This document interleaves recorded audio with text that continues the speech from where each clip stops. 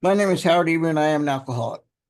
Welcome to week number 24 of this cycle of Big Book Comes Alive Step Study Workshop.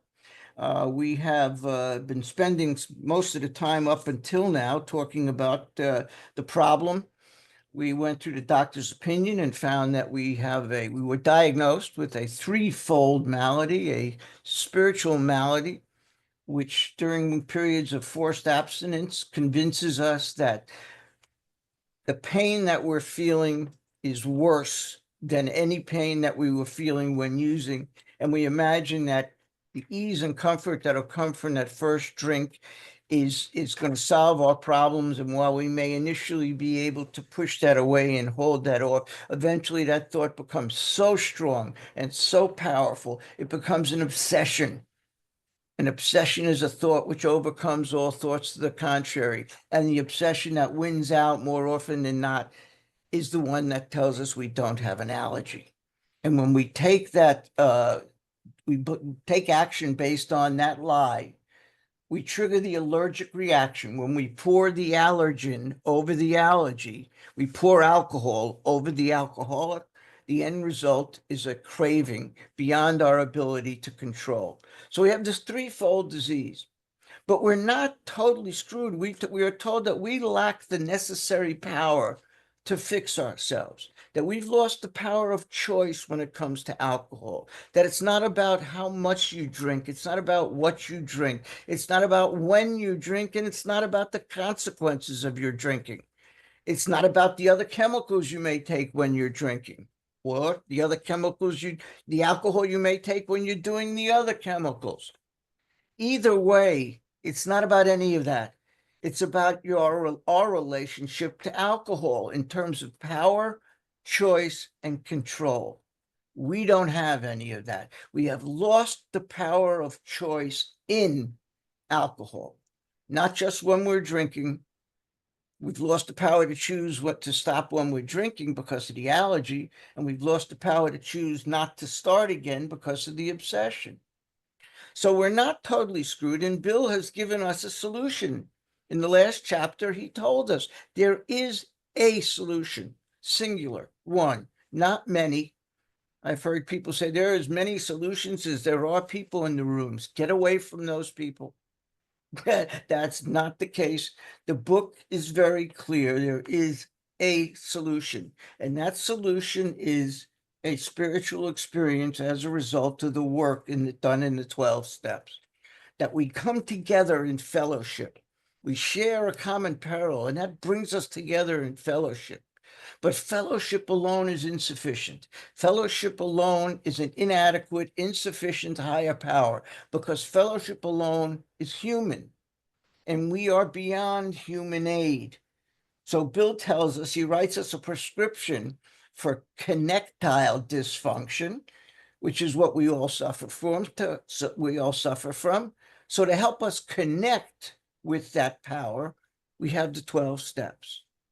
And when we work those steps, we undergo a change in personality. We read in the appendix for spiritual experience that as a result of working these steps, we undergo a change, an alteration, a profound transformation, a revolutionizing of our thoughts regarding ourselves, others, and God. We have entered into a fourth dimension of existence, which is the harmonious blend of the other three, spiritual, mental, and physical. And after telling us what the solution is, I could practically see Bill saying, there's bound to be some people who are not going to want to do this. There are going to be some people who think they can do without a spiritual solution, that they can find an easier, softer way. So I'm going to write a chapter about a couple of people who tried easier, softer ways and what happens in those situations.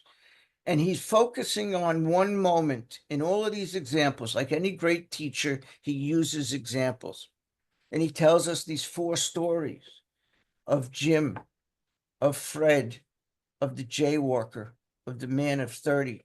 And in each case, we try and look into their minds to see when they made that decision, stone cold sober, incidentally. They made the dumbest decision of their lives sober, which was to pick up that drink knowing the effect that it has.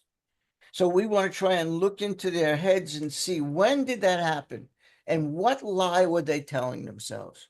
So we began with the man of 30 who believed that his long period of sobriety and self-discipline had qualified him.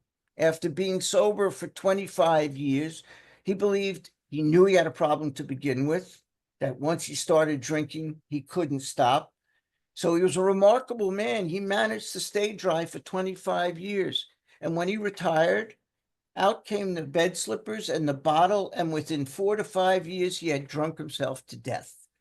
So the lie he told himself was that after a period of time, he could once again start to drink like normal people, that his allergy had somehow checked out. It's gone, doesn't have the allergy anymore. And if you've got the allergy, you've got the allergy.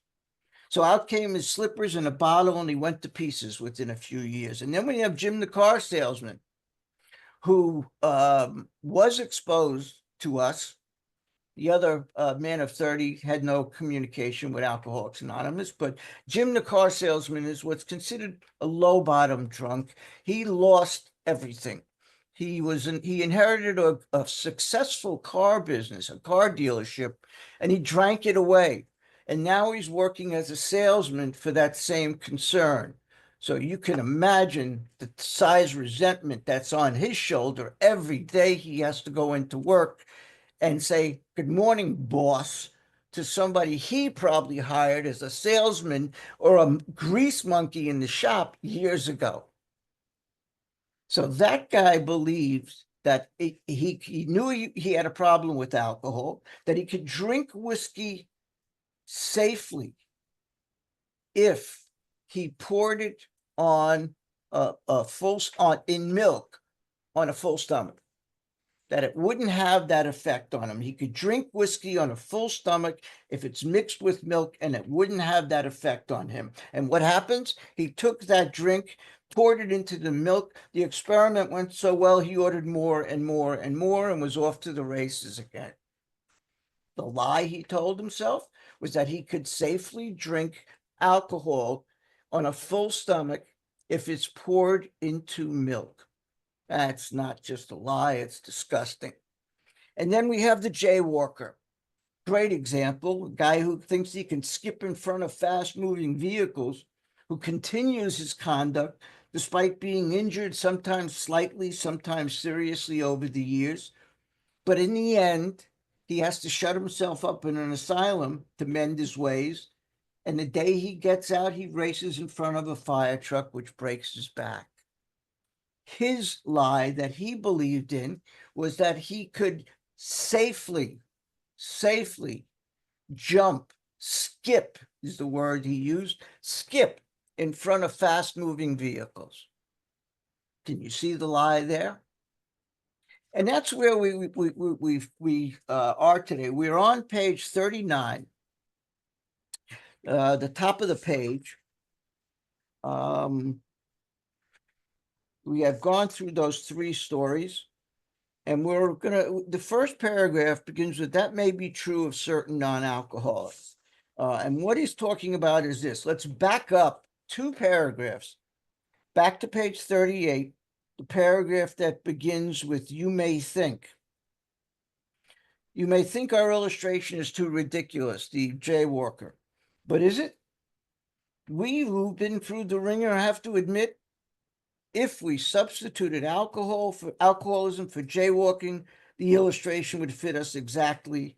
However intelligent we may have been in other respects, where alcohol has been involved, we have been strangely insane. It's strong language, but isn't it true?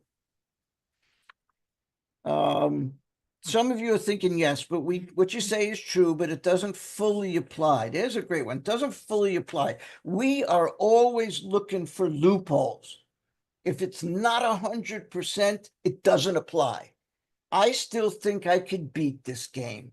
So you tell me all of the things that happened to you, and it doesn't apply to me if I didn't have the same experience, if I didn't go down as far as you did, if I didn't drink as much as you did, or as often as you did, or get jammed up as often as you did. If I don't match up 100%, I found my loophole. It doesn't apply to me. I'm not an alcoholic. So we have to get all of the facts.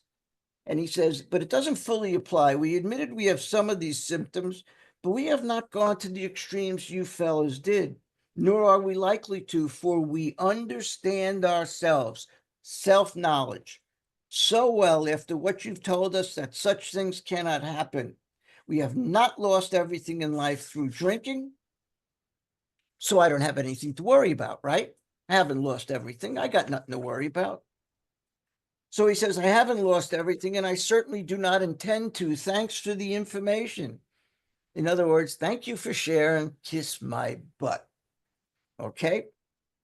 So where we start today is this may be true of certain non-alcoholic people. Please underline non-alcoholic, and above it I've written not A/O, allergy obsession. I wrote no A/O. For those of you who are joining us for the first time, as we go through the book and we encounter terms like real alcoholic or alcoholic, period, I underline it, and above it I put A/O, which means that person has the allergy and the obsession. And I do that so I don't convince myself that he's talking about someone else. If I just see the words real alcoholic, I could say, well, it doesn't fully fit me. I don't have all of those symptoms that I think an alcoholic should have. But it's simply that I have an allergy and an obsession, and that makes me a real alcoholic. And that I cannot lie to myself about. So when I see real alcoholic, A/O, this is referring to non-alcoholic people. So that's no A/O. Certain non-alcoholic people who, though drinking foolishly and heavily at the present time, please highlight and underline, are able to stop or moderate. This is the hard drinker. We've gone through those classifications earlier. This is the hard drinker because their brains and bodies have not been damaged as ours were. Please highlight the rest of the paragraph. But the actual or potential alcoholic, please underline actual, please underline alcoholic. And as I said, above alcoholic, A/O. The alcoholic has the allergy and the obsession. That's me. If I just say potential alcoholic, I could think, well, he's talking about you. He's talking about that guy. He's not talking about me. But if I say allergy and obsession, I'm guilty. So, but the actual or potential alcoholic, with hardly an exception, will be, squiggly writing. I come from the Naugatuck Valley in Connecticut, and when we see that writing, we call it squiggly writings. But outside of the Naugatuck Valley, I think you call it italics. And when Bill writes in italics, it's his way of saying, this is important, pay attention. We paid a couple extra cents to get the font italicized, so indulge us. And what he says is that the alcoholic with hardly an exception, and underline this, please, will be absolutely unable to stop drinking on the basis of self-knowledge. This is not an intellectual exercise. It's not. Self-knowledge is an insufficient, inadequate higher power. We've already been given a few examples of that, and I'll go through that with you if you like. On page 7, going back to Bill's story, on page 7, paragraph 2, in the middle of the paragraph, he says, my incredible behavior in the face of a desperate desire to stop was explained. Please underline, I'm sure you do if you were with us when we read this. Understanding myself I fared forth in high hope. For 3 or 4 months the goose hung high. I went to town regularly and even made a little money. Surely this was the answer: self-knowledge. Bill's got it down, right? Next line. But it was not. For the frightful day came when I drank once more. Self-knowledge is an insufficient, inadequate higher power. Here's another example. Let's turn to page 35, paragraph 3.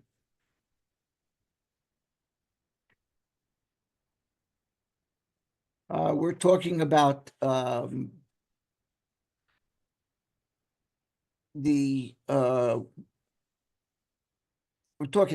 Jim, I'm sorry, but what I want to draw your attention to is 4 lines up from the bottom of the page.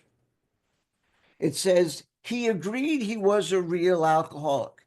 So self-knowledge, he knew he was an alcoholic. He knew what that meant. He knew about the allergy and the obsession, which is what I have written in over real alcoholic, incidentally.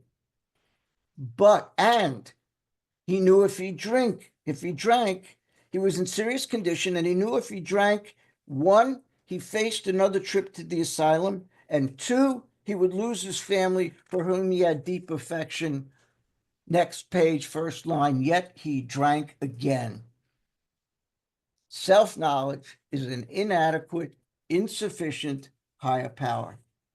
And I'll give you a few other examples. I'm not going to jump around the book right now on it, but there are other examples of inadequate higher powers that we have talked about already. We're going to come across a few more on this page alone.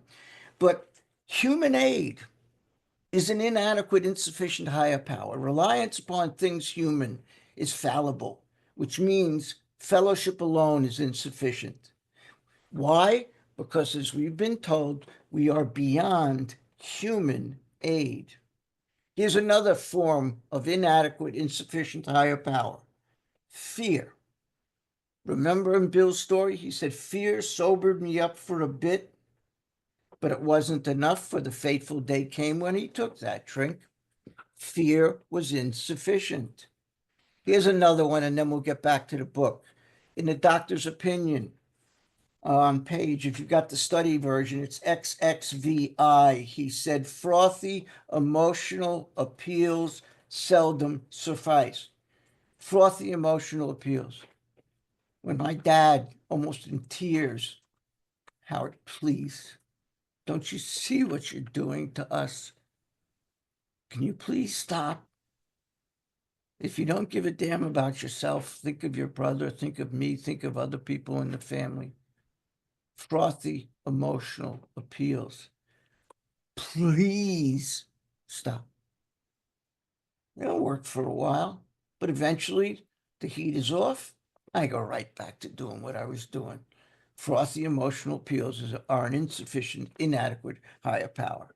And we'll come across a few more on this page. But let's get back to what we just read. He said, we'll be absolutely unable to stop drinking on the basis of self-knowledge. This is not an intellectual exercise. This is a point we wish to emphasize and re-emphasize, to smash home. Please underline that. Smash home. What we want to smash home upon our alcoholic readers, as it has been revealed to us out of bitter experience, not theory. Let's take another example. So what we have to do here is smash home the delusion that we can drink like other people, which he already told us in step 1. That little bit of self-knowledge is not enough. So let's talk about Fred. Fred is considered a high bottom drunk, meaning, and I don't usually like those terms, but it applies in Bill's examples here. He hasn't lost everything like Jim. This guy hadn't lost anything, as you're about to see. This guy isn't walking around with an enormous resentment on his shoulder. Everything is cheery. Everything is rosy. Everything is great in this guy's life. He's a high bottom drunk. He didn't feel bad the day he got drunk that he was on top of the world, yet he got drunk the same way Jim did, which was believing in the lie. So let's look at his story. Fred, and incidentally, if you'd like some biographical information, Fred is based on a guy, theoretically, based on someone named Harry Brick, Brick. Harry Brick's story was in the first edition.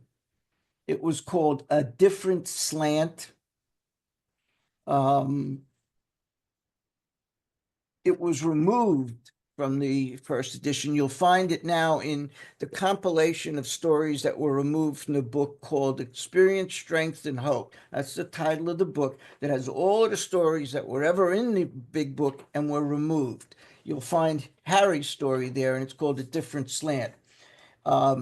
His story is one of the shortest stories in the book.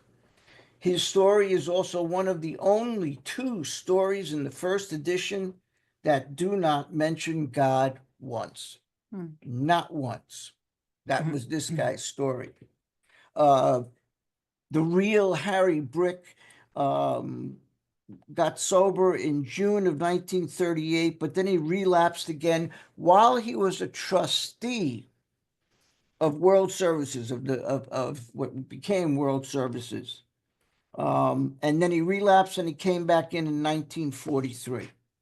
Let me read something for you. In your handouts, Andy, if you'll give me 3.12.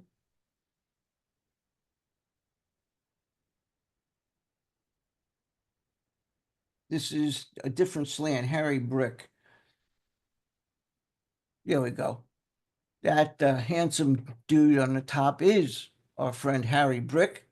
But I want to draw your attention to about the second to last paragraph. It says, his story is the shortest in the first edition. He had only one point he wanted to make. Even a man with everything money can buy, a man with tremendous pride and willpower to function in all ordinary circumstances, could become an alcoholic and find himself as hopeless and helpless as the man who has a multitude of worries and troubles. Dr. Earl, whose story it was in the book, Physician Heal Thyself, described this syndrome as the skid row of success. In the third edition on page 345 is where he says that. So just some background information on who this guy is. That's Harry Brick. We're calling him Fred. Fred is a partner in a well-known accounting firm. His income is good. He has a fine home, is happily married, and the father of promising children of college age. College age, meaning he's going to be paying for them to go to college soon. So he's got the jing. He has so attractive a personality that he makes friends everywhere. If ever there was a successful businessman, it is Fred. Please underline and highlight these first three words. To all appearance, on the surface, he is a stable, well-balanced individual, yet he's an alcoholic. If you hold your page here on your place on page 39, let's jump to page 35, paragraph 2, where we're talking about our friend Jim. And on page 35, paragraph 2, the one that begins with our first example is a friend we shall call Jim. If we go down 1, 2, 3, 4 lines, it says, he's an intelligent man, normal so far as we can see. To all appearance, he is stable, well-balanced individual. Visual reality isn't reality at all. Remember, we read that in There Is a Solution, that the things we see aren't necessarily reality. We take a look at this hunk of steel, a prosaic steel girder, and think it's this mass, this great hunk of steel. But when you get into it with an electron microscope and get all the way down into the nucleus of the cells, it's just these little cells, protons, neutrons, electrons, all circling it at an enormous rate of speed. To our eye, it's a hunk of steel. In reality, it's this mass of little tiny, unable to see electrons whirling around in space. The eye lies. So we're talking here about two guys who on the surface, everything looks great. To all appearances, he's a stable, well-balanced individual, yet he's alcoholic. We first saw Fred, and please, I'm going to suggest you highlight we first saw Fred in blue, because I interpret that as an approach reference. One of the things we do as we go through the book is we highlight the approach references, because somehow in today's culture it became acceptable to take the position of being available rather than approaching the person who's struggling. Sitting back and saying, if he needs or she needs my help, they'll ask me for it. He isn't struggling enough. If he were, he'd ask me for help. Well, the book tells us otherwise. The book tells us repeatedly it is our responsibility, not our choice. It is our responsibility to approach that person and extend the hand of Alcoholics Anonymous to that person, to offer him what we have found. So we first saw tells me they approached this guy. They ran into him somewhere. They ran into Fred about a year ago in a hospital, okay, in rehab. Didn't have rehabs at that time, so he was in the hospital under some other diagnosis. In a hospital where he'd gone to recover, let's highlight a bad case of jitters. A bad case of jitters. He's starting to feel the DTs. He's drinking, and when he stops, he can't stay stopped because he's got the jitters. So he went in for the jitters. Some people go in because they have a nervous breakdown, right? Whenever I hear that, I wonder, well, can you isolate the nerve that broke? If you had a nervous breakdown, which nerve exactly broke? But in any case, he has a case of the jitters.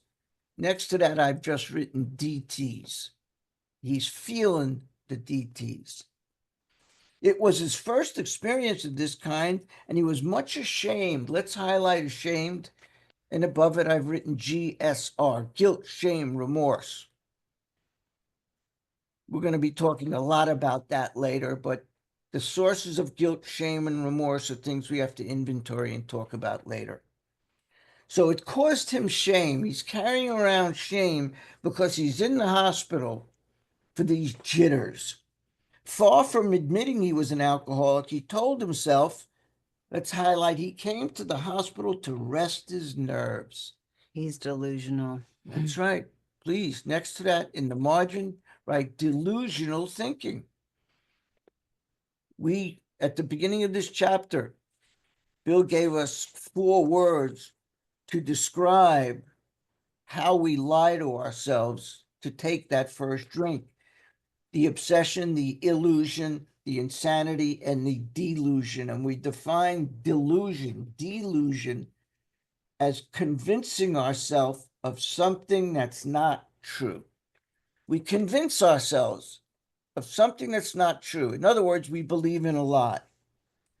So he had convinced himself that he came to the hospital to rest his nerves. Again, exactly which nerve are we resting? How do we rest that nerve? The doctor intimated strongly, please underline intimated strongly. He hinted, he implied. And that's the most the doctor could do is hint. You want to know why? Why the doctor couldn't come right out and say you're an alcoholic? He didn't have a solution. He didn't have a solution. If the patient said, okay, doc, if he doesn't respond with, spitting in his face or kicking him in the face, if he doesn't respond with "to hell with you, I'm not an alcoholic," if he's willing to accept it and says, okay, doc, what do I do about it? Doctor's going to write a prescription for a Valium deficiency because that's all he knows how to do. He doesn't have a solution. Hey, this is a violence-free zone. It's a violence-free zone. We don't spit in anyone's face. That's right. We don't kick them in the face either. We just say, no, go chase yourself. I'm not an alcoholic. But if they caught us at a weak moment where we acknowledge, yeah, doc, I think, I got a problem. How do I get rid of it? How do I treat it? I don't know what to tell you, pal. So he hinted, strongly intimated that he might be worse than he realized. For a few days, let's underline, he was depressed about his condition. Maybe because he couldn't get any liquor. Well, that's a good point. Kathy said probably because he couldn't get any liquor. Above depressed about his Spiritual condition, malady. I wrote a phrase that we've already come across that to me describes the same thing, which is incomprehensible demoralization. Mhm. On page 30, Bill talks about incomprehensible demoralization. How the hell did that happen again? I had no intention of drinking. And that's an interesting point, Howard, because our friend Jim, I'm sorry, a man of 30, had every intent to go back to drinking. He wasn't trying to stay away from alcohol permanently. He had an intention of starting to drink at a certain point. But what sort of thinking affects the guy like this who has every intention and desire to not take that first drink? There's a difference here. So this guy is depressed about his condition, incomprehensible demoralization. I tell myself I'm not going to do it, and it happens over and over and over again. Please highlight the rest of the paragraph. And I'm going to suggest you underline these first few words. He made up his mind. There we go. He made up his mind. Self-knowledge, self-will, self-determination, self-confidence, self-deception. He's swearing off now. Yeah, he's swearing off. He makes up his mind, right? So what we have here, and you may want to write it somewhere. If you've got the study version, write it opposite it. A sick mind is making up a sick mind. And you cannot heal a sick mind with a sick mind.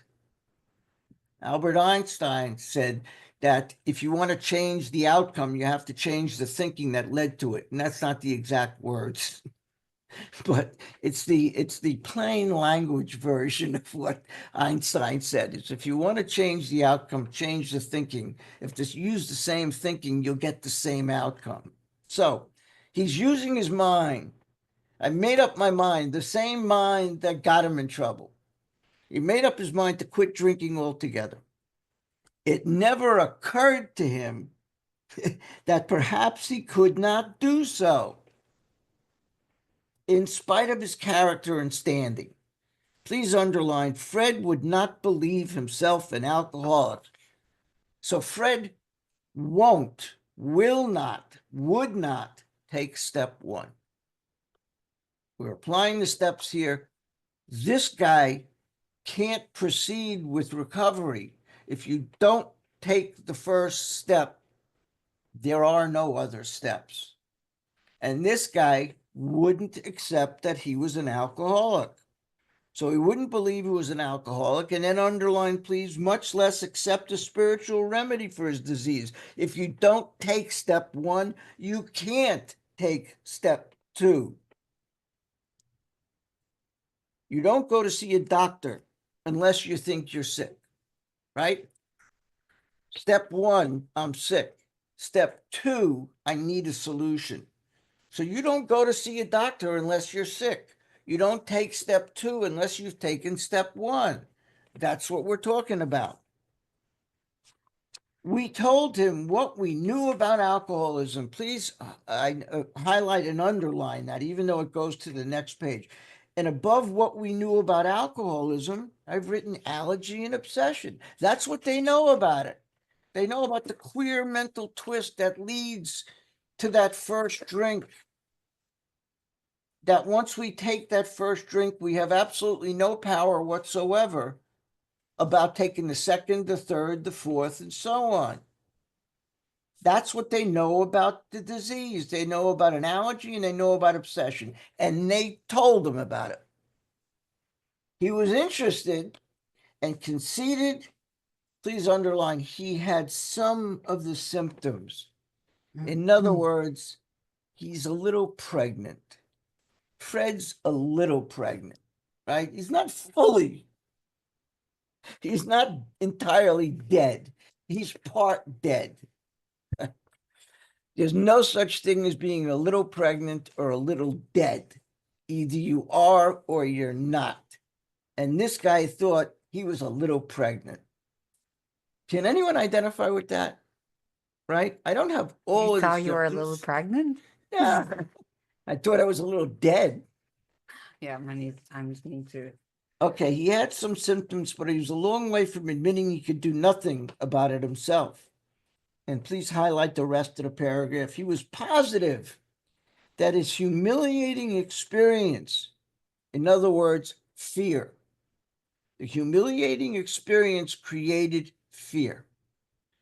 He was positive that fear combined with knowledge, self-knowledge, he had acquired would keep him sober for the rest of his life. Self-knowledge and fear, you may want to add those two words, would fix it. And I'm adding it because that's what he said. He was positive that the humiliating experience which created fear and self-knowledge would keep him sober the rest of his life. So let's see how that worked out for good old Freddie boy. We heard no more.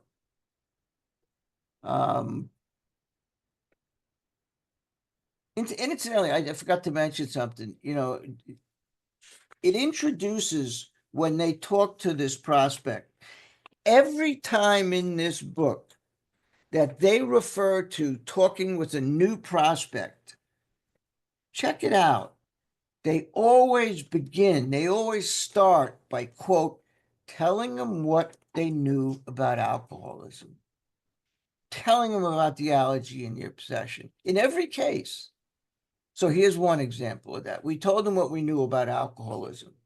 So let's see how fear and self-knowledge worked for our good old buddy, Fred, the accountant. We heard no more of Fred for a while.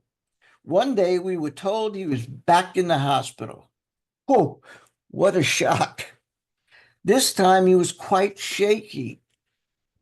He soon indicated, please underline, he was anxious to see us. He was anxious to see us. Fred called them.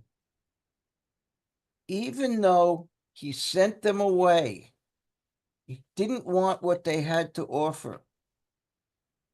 They still planted a seed, just like Ebby Thatcher did with Bill. He planted that seed about the solution he found. And even though Bill was half drunk, he remembered a solution. It's spiritual in nature that Ebby had. So he summoned Ebby back to the hospital and he said, give me that little formula again. Plant the seed. He's giving us all kinds of directions about how to do a 12-step call. Tell him what you know about alcoholism, allergy, and obsession.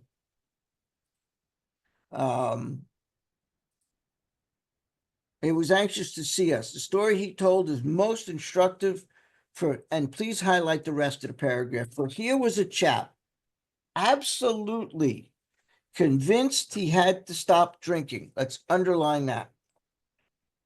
That's, Number one, he knew he had to stop drinking. Number two, had no excuse for drinking. Number three, exhibited splendid judgment and determination in all other concerns. So these are the three things, the self-knowledge. He was convinced he could do it because he had no excuse for drinking, and he exhibited great judgment everywhere else, and he was convinced he could stop, yet was flat on his back nevertheless. Let him tell you about it. I was much impressed with what you fellas said about alcoholism. Please underline alcoholism and above it A/O, because that's what they told him. They told him what they knew about alcoholism, the allergy and the obsession. And I frankly did not believe it would be possible for me to drink again. I rather appreciated your ideas about, and please highlight and underline the subtle insanity which precedes the first drink. The subtle insanity which precedes the first drink. I've underlined that. And next to subtle insanity, I wrote belief in a lie. Whatever lie it is we tell ourselves. If I mix it with milk, it'll be okay. If I have a period of time of forced abstinence and start drinking again, it'll be okay. I can safely skip between fast-moving cars. The lies we tell ourselves when we cross from sane, which is knowing the truth, having a full mind. That's one of the definitions of sanity. Having a full mind, fullness of mind, and the ability to recognize the truth in all matters. And if we make a decision to pick up that drink, knowing what's going to happen, because it happens every time, we're believing in a lie. We're taking an action based on a lie. And that's what he's talking about, the subtle insanity that precedes the first drink. But I was confident. Please underline confident. That's self-knowledge. I was self-confident. But we always think we're like a unique unicorn when we get here. I'm Right. different. I'm different. That'll never happen to me. Yep. So here's another example of that. On the previous page, if you remember, I ran down a list of those: self-knowledge, self-will, self-determination, self-deception, and as we have here, self-confidence. All inadequate, insufficient, higher powers. But I was confident it could not happen to me after what I'd learned. Self-knowledge. I reasoned. There it is. We're real good at that. I reasoned. Anytime an alcoholic begins a sentence with "I reasoned" or "I think," stop. Stop right there. Whenever I'm talking to a prospect and he begins sentences with "I think," time out. No, your thinking got you here. So he reasoned, he thought. I was not so far advanced as most of you fellas. I mean, he hadn't hit his bottom yet. That I'd been usually successful in licking my other personal problems. His willpower, right? I hadn't hit bottom yet, and my willpower works in most other ways. This is his rationalization. He's telling them about his excuses, the rationalization he had for taking that drink. Confident it couldn't happen to me again.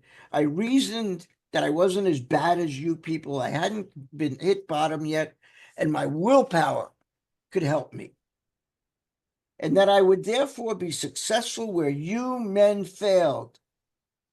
I felt, same thing as I reasoned, I thought, I felt, and please highlight the rest of this, I had every right to be self-confident, let's underline that, self-confident, that it would be only a matter of exercising my willpower, let's underline that, and keeping on guard. Let's underline keeping on guard.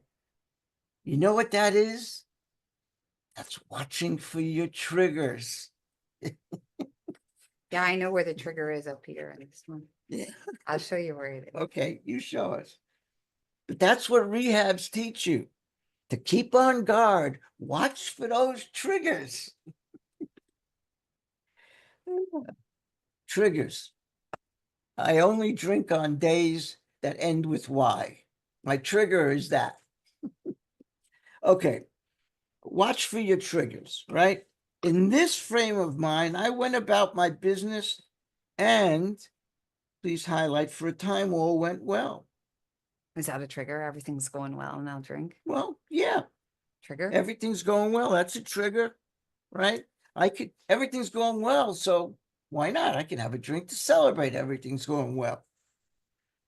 I had no trouble refusing drinks. Please highlight this whole sentence. I had no trouble refusing drinks. I can say no. Right, you can say no. And let's underline this beauty. I began to wonder if I'd not been making too hard work of a simple matter. In other words, staying sober is easy. What am I making such a big deal about? I don't need to do the step work. Right. I don't need to do this. Like, it was an over exaggeration. Right. Kathy's pointing out how in recovery, people say the same. I don't need to work the steps. I don't need to have a sponsor. I don't need to take commitments. I don't need to work with others. I don't need to make amends. Okay. I'm making too big a deal of staying sober. I don't need to do those things. I can I just have to not get my drink and life go to back. meetings. Right. I'll work the steps later. I got to get my life back together. How often do we run into that? How often? I've said it. I'm guilty. Okay. One day I went to Washington to present some accounting evidence to a government bureau. It was Washington. Yep. It was Washington, D.C. Yep. That's the trigger. It's Washington. That's it. Washington, D.C. was his trigger. Let's see. I'd been out of town before during this dry spell. Let's underline that. He's not sober. He's dry. So there was nothing new about that. Physically, I felt fine. Let's circle that. I felt fine. So he's looking for some excitement. That's the trigger. Right. Neither did I have any pressing problems or worries. Let's underline that because we can't circle it, but we should. I had no pressing problems. So he felt fine. No pressing problems. You think that's the trigger? No, it could be. Things are going well. My business came off well. Let's. Oh, I have money in my pocket. Right. That's it. And was pleased, underline pleased, and knew my partners would be too. Underline my partners would be too. Everything is rosy for him. He feels fine. He got no problems. He's got no worries. He went to Washington and the thing came off like silk. It was so smooth. I am Joe Cool, and my partners are going to think so too. Good job, Fred. Don't break your arm patting yourself on the back. And It was a bad day. That's why. What? It was a bad day. That would be There was a lot of clouds on the horizon. It was a bad day. Please highlight this last sentence. It was the end of a perfect day. Not a good day. Not a great day. A perfect day. And please underline, not a cloud on the horizon. Everything. So it can't be the weather. Right, it can't be the weather. Can't be. Everything's coming up. Cotton candy and unicorns for our friend Fred. Okay? Everything is good in his life. Not just good. Everything is perfect. In the past, I always said everything is good in his life, but actually, the word Bill uses is better. Perfect. That's better than good. That's better than great. It means it can't get any better. It doesn't get any better than this. Who's got it better than me? Fred must be thinking.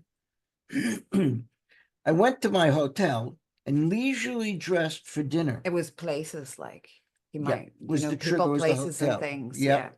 Places and things. I dressed for dinner. As I crossed the, squiggly writing. It's a trigger. As I crossed the threshold of the dining room, the thought came to mind that it would be nice to have a couple of cocktails and return to the hospital. Now, is that what he said? No. If he would have thought that, it would have been the truth. But he didn't say that. I know what the trigger was. The threshold of the dining room. Right. That was the trigger. Crossing over the threshold. But I have walked over a lot of thresholds of dining rooms and not been triggered. Not done that. Yep. Hmm. So as I crossed the threshold, you know what happened when he crossed the threshold? Suddenly happened. You know what suddenly is? Suddenly is the sound the obsession makes when it strikes. Suddenly, the thought came to mind, if I put it in a glass of milk on a full stomach, it would be okay. Suddenly, the thought occurred to me, if I can have a drink with dinner, before, with a cocktail before dinner, nothing more. If he'd have thought, I'm going to have a couple of drinks, a couple of cocktails, and go back to the rehab, that would have been the truth. But this guy, as it said on page 24, perhaps they weren't thinking at all. He wasn't thinking at all. That was all, nothing more. Please underline that was all, nothing more. He's not thinking at all. Not of the consequences, nothing. He wasn't thinking. He was just thinking, be a pretty good idea to have a couple of cocktails with dinner. What harm could that do? They're cocktails, right? It's not a couple of shots and beers. It's not a couple of hits of tequila. It's a cocktail. I bet he even drank it with his pinky sticking out. Took that little olive out. Maybe it had a little umbrella in it. A cocktail. That was all, nothing more. I ordered a cocktail and my meal. Oops. Then I ordered another cocktail. Please highlight that. Now it's inside of him. It's no longer thinking. It's no longer, I think it's a good idea to have another cocktail. He thinks it is, but it's not. It's in him. And based on the insane idea, he took action. Insane idea was okay to have a few cocktails. Based on that, he took action. What did he do? He ordered the cocktail with his meal. And then he drank it. And what did he do next? I ordered another, as if it were his choice. After dinner, I decided to take a walk. When I returned to the hotel, it struck me. Whoops, suddenly is coming back. It struck me. Please underline that. It struck me. A highball would be fine before going to bed. Also, the physical allergies in operation. Oh, yeah, the physical allergies in full effect. But it's once again the insane idea struck him. Suddenly struck, right? He's out having a walk. Says, I returned to the hotel. Oh, I went out for a walk. When I returned, it struck me. What struck him? Suddenly struck him right on the head. Would be fine before going to bed. So I stepped into the bar and had one. Who wants one, like? Right. I remember having several more that night, and please underline plenty the next morning. The wake-up dose. Anyone identify with that stuff? Yeah, you bet. I have a shadowy. I have a shadowy recollection of being in an. No, I was thinking about something. We kind of spaced for a minute. The two types of drinks. We're talking about two drinks that he had. The first thing he had was a cocktail, which is this light mixture of several elements, and a highball, which is a mixture of a spirit and a non-spirit, and it's meant to be drunk quickly, right? Like a shot. Yeah. Well, a highball is meant to be drunk quickly, like a shot. A cocktail is kind of a little Oh, nursing. that is so awkward. I once nursed a martini for an hour. It was Oh, so God. painful, and I pretended to read a book. Like, That's alcohol abuse. he's trying to control his drinking too. He says he went for a walk. Yep. He's trying to sober up. Right. And then he's gonna have one. Doesn't make Move a sense. muscle, change your thought. I'll go for a walk. And he ran into suddenly. And plenty the next morning. I have a shadowy recollection. I just want to see where we are. Of being in an airplane bound for New York and of finding a friendly taxi cab driver at the landing field instead of my wife. The driver escorted me about for a few days. Complete carnage. Complete carnage. He's in a brownout or Yeah. a blackout. He's in a brownout, a blackout, absolute carnage. He doesn't know what is going on. I know little of where I went or what I did. That's blackout drinking. Then came the hospital with, please highlight, unbearable mental and physical suffering. In other words, incomprehensible demoralization. I don't know about you guys, but when I got to A, I thought everyone had blackouts. Yeah, I didn't know that right. that's not normal. Like, That's true. like you end up in the next state or the next place the next day and you don't have any recollection. Like, Doesn't that that's happen? normal. Like, Yeah, doesn't happen to everybody. no. Right? When you drink, you wake up 3 days later in Arkansas with one shoe. How'd that happen? And you go back for your last $20. That's what I did. Yeah. Not in Arkansas though, but Okay. Unbearable mental and physical suffering. In other words, he got a visit by the four horsemen. giddy up. The four horsemen we're going to talk about in a vision for you. But the four horsemen are terror, bewilderment, frustration, despair. I'll repeat that again. He's visited by the four horsemen: terror, bewilderment, frustration, despair. And if you like, you can write, see page 151, paragraph 2, which is where that is. But I'm trying to save time, so I don't want to run over Someone there. just said and demand that I get my other shoe. I didn't need to get another shoe. I just got a new pair. Don't need shoes to drink. No. As soon as I regained my ability to think, I went carefully over that evening in Washington. Please highlight all of the squiggly writing. And we're going to divide it in two parts. Here's part A. Not only had I been off guard, I made no fight whatever against the first drink. That's part A. You want to know why that happened? Why was he off guard? Why did he put up no fight against the first drink? Next to it, please write, see page 24, paragraph 1. There's the answer to why that is. Page 24, paragraph 1, second line. Our so-called willpower becomes practically non-existent. We are unable at certain times to bring into our consciousness with sufficient force the memory of the suffering and humiliation of Eva a week ago. And here it is, please, I'm sure you have it underlined already. We are without defense against the first drink.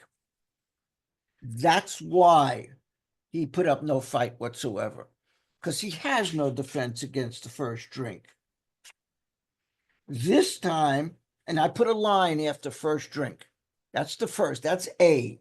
I had made no fight whatsoever against that first drink. And B, this time, no thought of the consequences at all. No thought of the consequences at all. You want to know why that is? Let's go back to page 24. Next to it, right, see page 24, paragraph 3. Second to third line, it says, perhaps he doesn't think at all. Doesn't think at all. Still no thought of the consequence. There's A and B. He made no defense against the first drink because he has no defense. And he didn't think of the consequences at all. Whether he thought of them or not was insufficient to keep him from taking that drink, because once it was in him, he's gone. So I commenced to drink as carelessly as though the cocktails were ginger ale. I now remember what my alcoholic friends had told me, how they prophesied that if I had an alcoholic mind, please highlight an alcoholic mind. Above it, I've put A/O, allergy obsession, but also I'm adding something else here. If I have an alcoholic mind, which means he's not spiritually fit. He was told by these guys that if he was not spiritually fit, something was going to happen. And next to not spiritually fit, you may want to write, see page 14, last line, because it tells us what happens as an alcoholic if we are not spiritually fit. Last line on page 14, for if an alcoholic failed to perfect and enlarge his spiritual life, there we are, spiritually fit, he could not survive the certain trials and low spots ahead. That's an alcoholic mind. Not spiritually fit. Going back to page 41, we're going to finish this paragraph, this chapter, by hook or by crook. I'm going to put this in overdrive. The time and place would come, I would drink again. Please highlight this sentence. They said that although I did raise a defense, it would one day give way before some trivial reason for having a drink. Please underline trivial reason, and above it, write lie. Lie. Basically, he's describing what Bill described as an appalling lack of perspective. That he had some excuse, some appalling lack of perspective, some lie. Well, just that did happen and more. For what I'd learned of alcoholism did not occur to me at all. I knew from that moment that, please highlight and underline, I had an alcoholic mind. And please highlight, I saw that willpower and self-knowledge would not help in those strange mental blank spots. Strange mental blank spots, the obsessions. The obsessions. Fred is now beginning to take step one. I'd never been able to understand people who said that a problem had them hopelessly defeated. You may want to highlight hopelessly. I knew then it was a crushing blow. Deflated ego. Note, deflation of ego. Fred is beginning step one. Before, he couldn't take step one because he refused to acknowledge he was an alcoholic. Now, the fog is starting to clear. Two of the members of Alcoholics Anonymous came to see me. Please highlight came to see me in blue. It's an approach reference.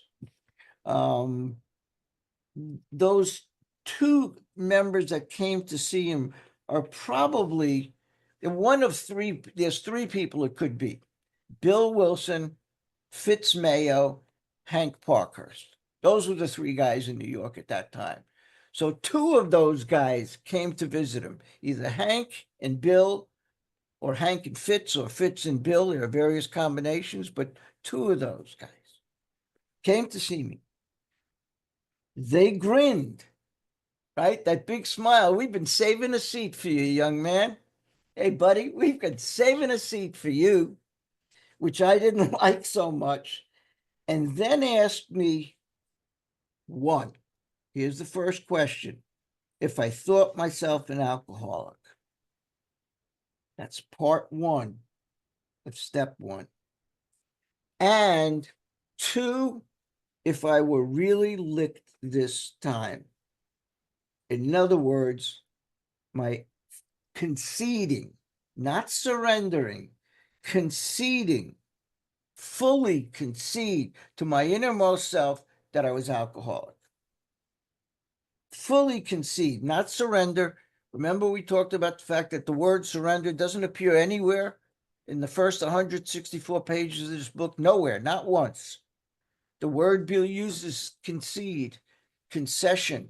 It means absolute, total, unconditional surrender.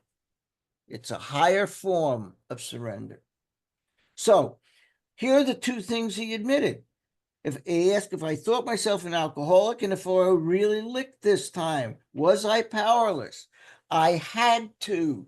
Had to is a must. It's a way of saying must. So we highlight had to in green. Concede both.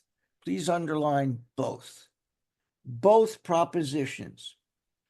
They piled on me heaps of evidence. Please underline evidence from their own experience. They're not quoting from books. Evidence, their lives, their experience, to the effect that an alcoholic mentality, underline alcoholic, above it, A/O, that somebody with an allergy and obsession, that's an alcoholic mentality, such as I had exhibited in Washington, was a hopeless condition.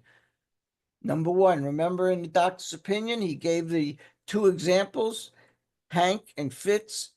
The first thing they had to do was admit they were powerless.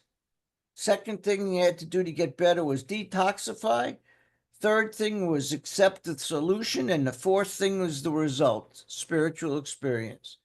So he's checked off box number one, hopeless. It was a hopeless condition. They cited cases out of their own experience. You want to underline their own experience by the dozen. And please highlight the next sentence.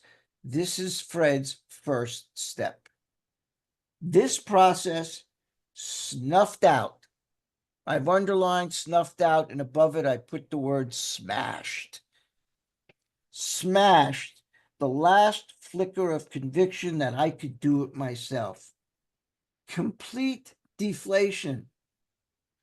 Remember, the notion that we can stay sober based on self-knowledge must be smashed. The delusion that we can drink like other people must be smashed. Page 30 and page 39 is where we got both of those. In any case, it flickered out the last conviction. This is Fred's step one. Then they outlined the spiritual answer and program of action. Please highlight spiritual answer and program of action. Spiritual answer, step two. Program of action, steps 3 through 12. They didn't have those numbered steps at that time. It's what we're referring to.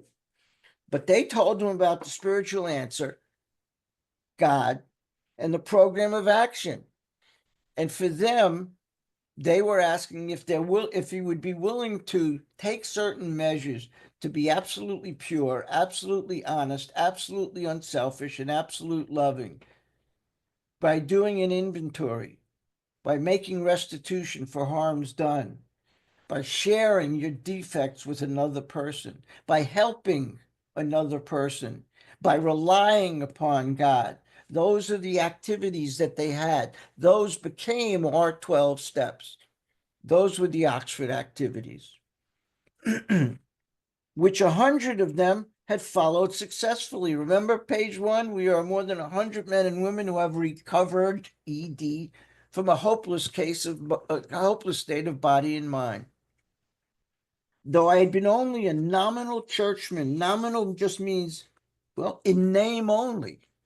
In a 1939 dictionary, nominal meant in name only. Churchmen, their proposals were not intellectually, again, in the mind, hard to swallow, but underline the program of action, steps, though entirely sensible, was pretty drastic. It meant, please underline, I would have to throw several lifelong conceptions out the window. Sound familiar? Remember, and there is a solution.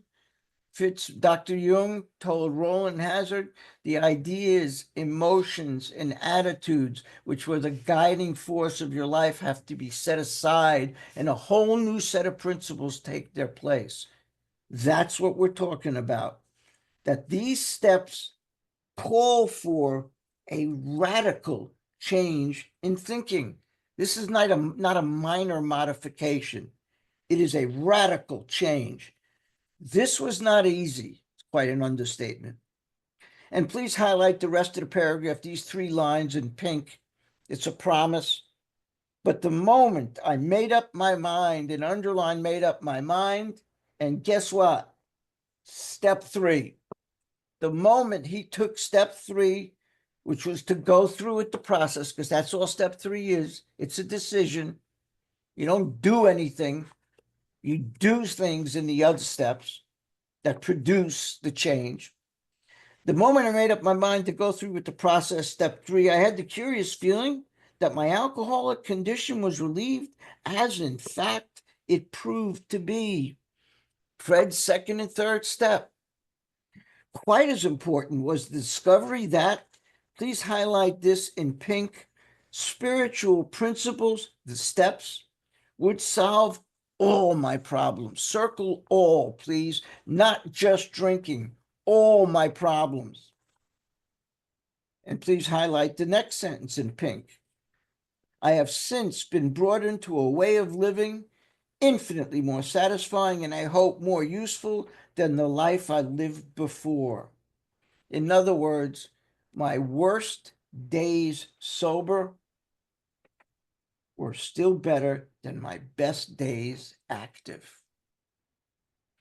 My old manner of life was by no means a bad one, and please underline, but I would not exchange its best moments for the worst I have now. Again, my worst days today, sober, are still better than my best days when I was out there active. I would not go back to them even if I could. Fred's story speaks for itself. We hope it strikes home to thousands like him. He had felt only the first nip of the ringer.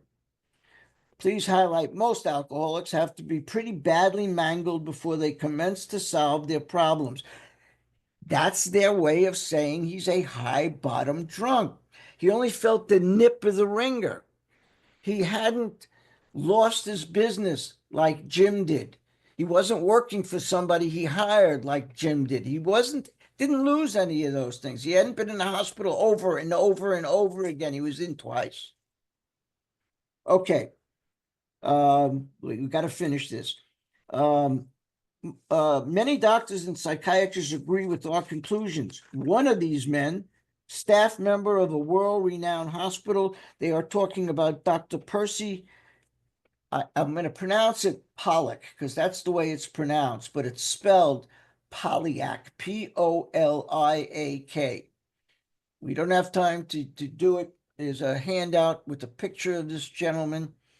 But one of these men, staff member of a world-renowned hospital, that's Bellevue Hospital in New York, in Manhattan, recently made this statement to some of us. What you say about the general hopelessness of the average alcoholic's plight is, in my opinion, correct.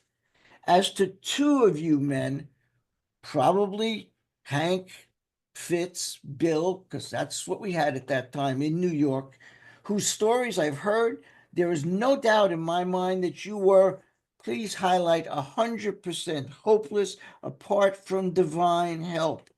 In other words, beyond human aid. They needed a solution that was spiritual in nature. Again, this great doctor, he's the head of psychiatry at Bellevue. He didn't say, put him on a couch and treat him for another year. Didn't say, write him a prescription for a Valium deficiency. He, like Dr. Jung, said, go find God. That's the solution. The spiritual approach in such cases is yours.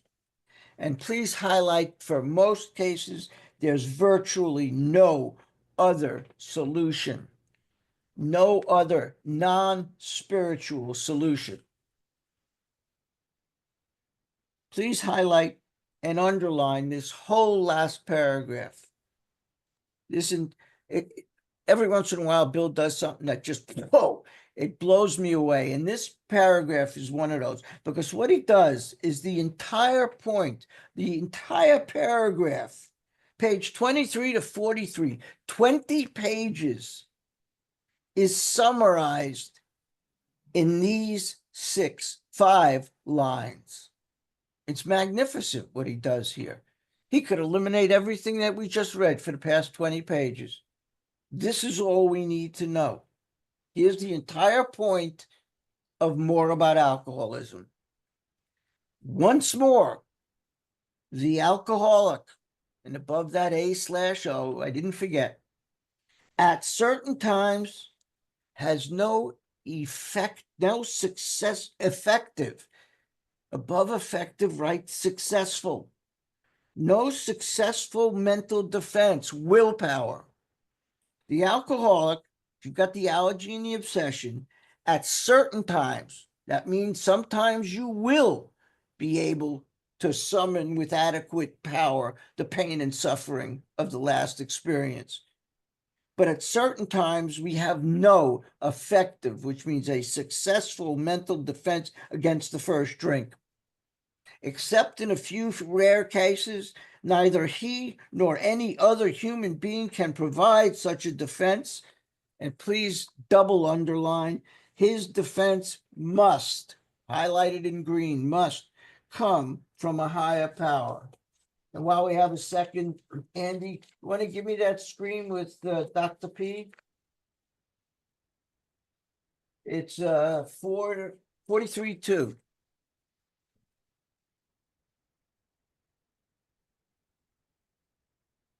This is in your emails. That handsome devil. There's Percy Polyak, but again, it's pronounced Pollock. Psychiatric Institute Hospital in Bellevue. That's him graduating, and then just another picture later on. That's who we're talking about. He's going to come into the story a little later on too, but that's Percy Pollock. And that will do it for us